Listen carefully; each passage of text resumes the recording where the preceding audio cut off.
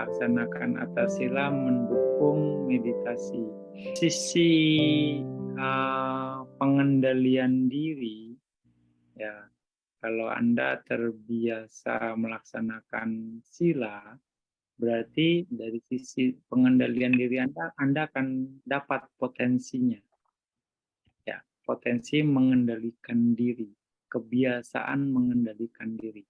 Dari 5 sila, lalu dari 8 sila, dan 8 sila pun itu sebenarnya banyak sekali potensi pengendalian diri.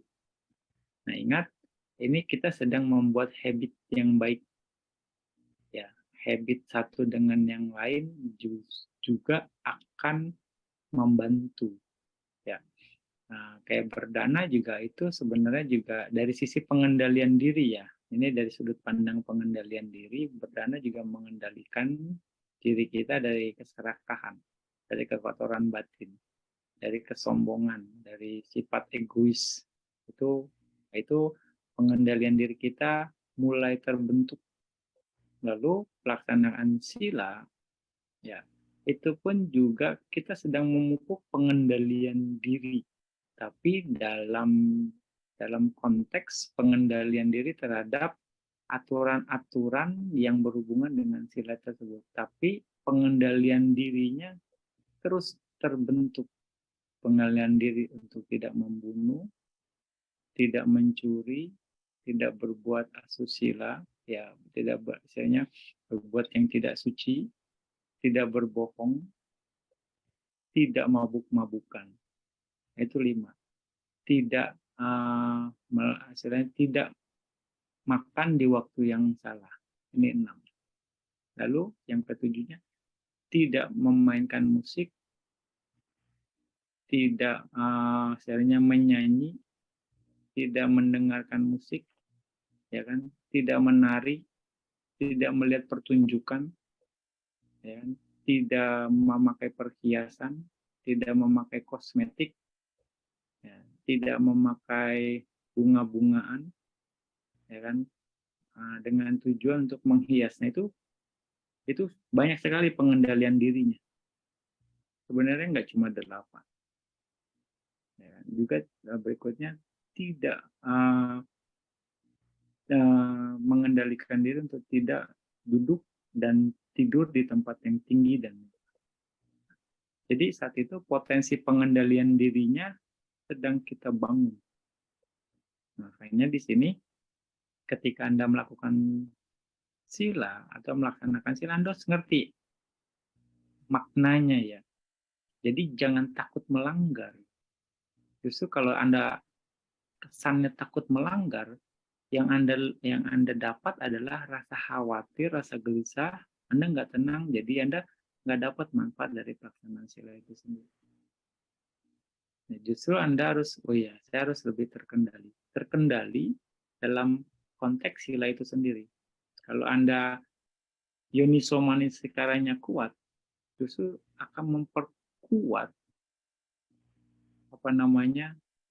potensi pengendalian diri Anda. Dan ini akan sangat bermanfaat untuk meditasi. Meditasi memerlukan pengendalian diri. Apa yang Anda kendalikan? Pikiran Anda dikendalikan hanya untuk mengamati objek meditasi. Ya, ini lebih halus lagi. Nah, kebiasaan yang banyak yang dari pelaksanaan sila itu sendiri akan ke bawah potensinya itu, dibawa, ya, dan muatannya diganti hanya dengan mengendalikan. Kita akan lebih terbantukan karena potensi yang ada itu sudah menjadi kuat. Ini dari sisi pengendalian diri. Makanya itu hubungan sila yang membantu meditasi. Karena kita sudah terbiasa mengendalikan diri, nah tinggal kita asah kemampuan mengendalikan diri kita ketika meditasi, hanya mengendalikan pikiran kita di objek meditasi. Gitu. Makanya sila akan mendukung meditasi. Ya enggak? Itu karena ini habit yang dibentuk. Jadi nggak apa namanya, nggak asal-asalan, nggak tiba-tiba. Makanya praktek sila itu diperlukan. Ya, makanya Anda waktu menjaga sila betul-betul harus punya pengendalian diri supaya bermanfaat. Satu, dua, satu kondisi lagi atau satu alasan lagi atau satu sudut pandang lagi. Waktu Anda melaksanakan sila, Anda juga latihan melepas. Anda melepas. Apa yang Anda lepas? Keinginan-keinginan yang berpotensi untuk melanggar sila. Hal-hal yang tidak bermanfaat yang berhubungan dengan pelanggaran sila. Anda lepas. Dari sudut pandang melepas ya. Ya, pelaksanaan sila itu pelepasan. Apa yang Anda lepas? Melepas keinginan Anda untuk membunuh, melepas keinginan Anda untuk mencuri, melepas keinginan Anda untuk berbuat tidak suci, ya, untuk atas sila, melepas keinginan Anda untuk berbohong, melepas keinginan Anda untuk mabuk-mabukan atau minuman alkohol, obat-obatan terlarang, lepas. Melepas keinginan Anda untuk makan di waktu yang salah, melepas keinginan Anda untuk menyanyi, menari, bermain musik, mendengarkan musik, melepas keinginan Anda itu semua, melepas keinginan untuk melihat pertunjukan, memakai kosmetik, memakai perhiasan, wangi-wangian, dan yang lain-lain dengan tujuan menghias diri. Melepas keinginan Anda untuk duduk dan tidur di tempat yang tinggi dan lembut. Apa yang Anda lepas? Keinginan Anda. Berarti Anda saat itu, waktu Anda menjalankan sila, sesungguhnya Anda pun latihan melepas. Ketika Anda betul-betul menghayati pelaksanaan sila, ya, keinginan kebiasaan pelepasan Anda, melepas Anda itu harusnya jadi bertambah. Ini akan sinkron, ini akan memudahkan Anda ketika Anda bermeditasi. Kalau kebiasaan melepas Anda sudah kuat, sudah terbiasa. Nah, makanya ini adalah sudut pandang. Sudut pandang sekali lagi. Pengertian benar Anda harus dapat. Pengertian yang tepat waktu pelaksanaan damai. Nah, ketika kebiasaan pelepasan ini ada, ketika Anda bermeditasi, ini akan sangat membantu sekali lagi. Sama seperti pelaksanaan sila, yang melepas hal-hal yang nggak bermanfaat, yang mengarah kepada pelanggaran sila itu sendiri. Nah, waktu Anda meditasi, Anda juga harus lepas. Lepas apa? Hal-hal yang nggak bermanfaat, yang bukan objek meditasi Anda. Anda lepaskan. Jadi Anda lepaskan semua fenomena, sensasi yang bukan objek meditasi Anda. Anda lepaskan. Nah, ini dari gaya bahasa. Satu sisi Anda lepaskan hal-hal yang nggak berhubungan dengan objek meditasi Anda. Fenomena, sensasi, pikiran-pikiran yang muncul itu kan bukan objek meditasi Anda. Anda lepaskan. Anda bertahan di objek meditasi Anda dengan tenang. Ya kan? Analisa Anda, teori-teori dhamma Anda yang bukan berhubungan dengan teori meditasi Anda saat itu, Anda lepaskan. Anda sejago apapun, Anda misalnya penghafal Tipitaka sekalipun waktu Anda meditasi, ya Anda harus memperhatikan teori hanya berdasarkan tahapan Anda saja. Ketika Anda baru mulai mengamati napas misalnya, Anda hanya pegang teori mengamati napas itu saja. Jangan waktu Anda mengamati napas, Anda analisa cetasikanya berapa ya waktu mengamati napas ini. Gitu. Wah, Anda bukan meditasi namanya, Anda mikir dengan abidama gitu. Ini nggak bermanfaat, ini nggak menunjang bahasanya kemajuan ketika Anda bahasanya mau memperkuat konsentrasi ya. Anda harus lepas, walaupun damak sekalipun saat itu ya, yang nggak mendukung, yang bukan subjek meditasi Anda. Pelepasan. Makanya perlu diperhatikan juga.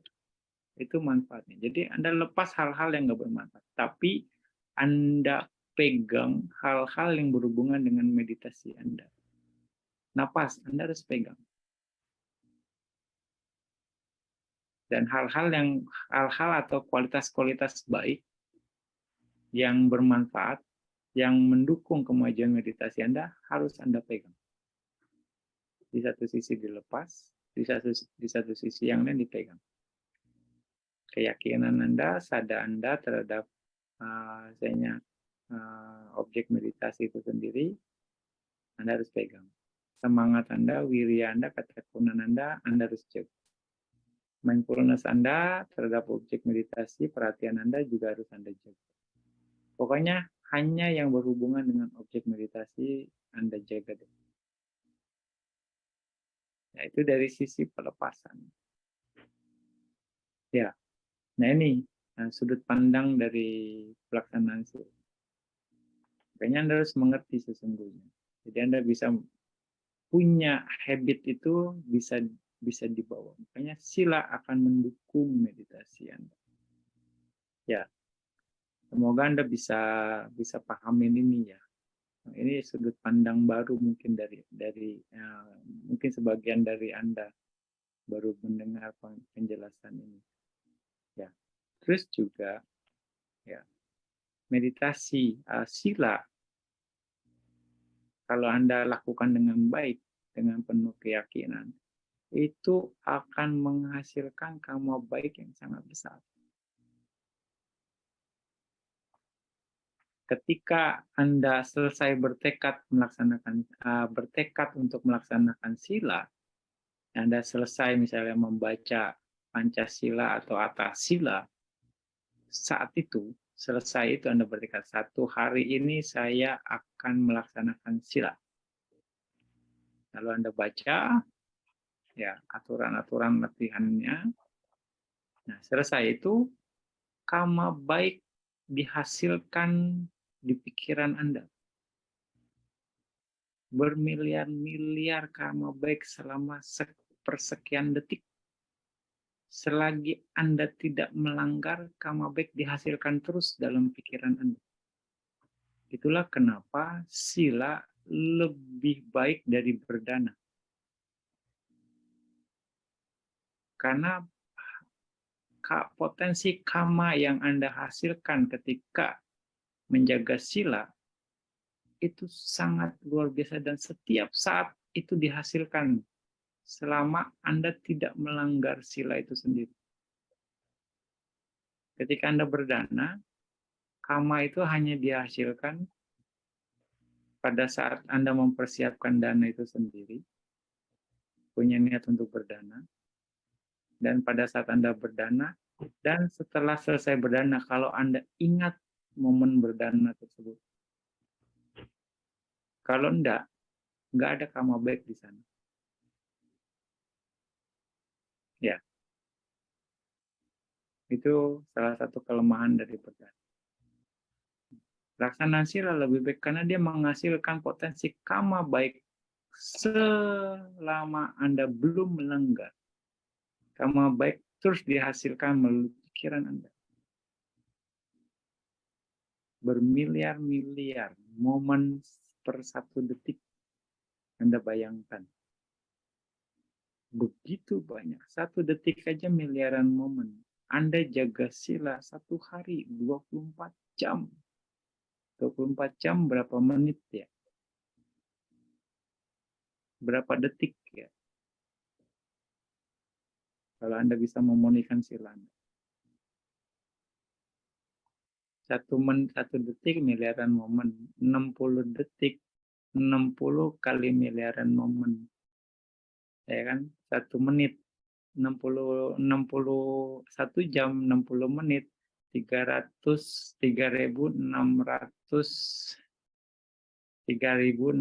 detik 3.600 kali miliaran momen 24 jam, banyak deh ya. Anda menghasilkan potensi kamu baik selagi Anda belum melanggar, karena Anda punya niat. Makanya pelaksanaan sila harus dikuatkan dengan baik. Itu 1 hari. Itu 1 hari. Bagaimana kalau misalnya Anda bertekad, saya selama seumur hidup saya akan melaksanakan 8 sila. Itu kekuatannya lebih kuat lagi. 1 hari aja ada kamu baiknya. Ya. Tekad 1 hari sama tekad seumur hidup beda nggak? Beda dong. Lebih kuat mana? Lebih kuat yang seumur hidup kan, karena lebih berat. Kualitasnya pasti berbeda. Yuk, mulai sekarang Anda bertekad, saya minimal jaga 5 sila saya seumur hidup. Nggak sehari-sehari. Kamu baik dihasilkannya berbeda. Nah, selagi Anda belum melanggar, Anda terus menghasilkan kamu baik. Nah, kamu baik yang tadi Bante bilang, miliaran-miliaran momen dikali 24 kali 3.600 detik kali miliaran momen. Waduh, kalau hitung-hitungan ekonominya udah banyak banget tuh kamu baik yang dihasilkan selama 1 hari Anda melaksanakan sila.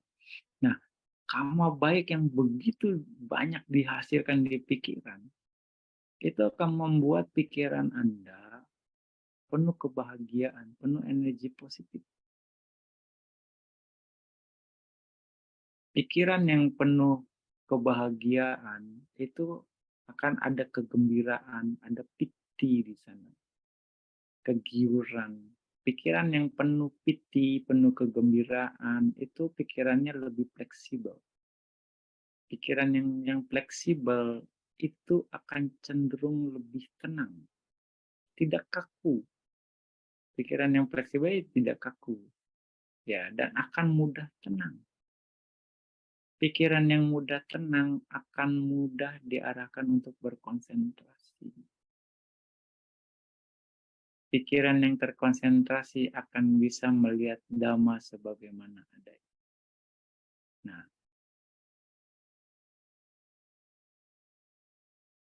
bisa paham ya? Nah, ini 3 sudut pandang yang nanti bisa jelaskan. Kenapa pelaksanaan sila bisa sangat mendukung meditasi.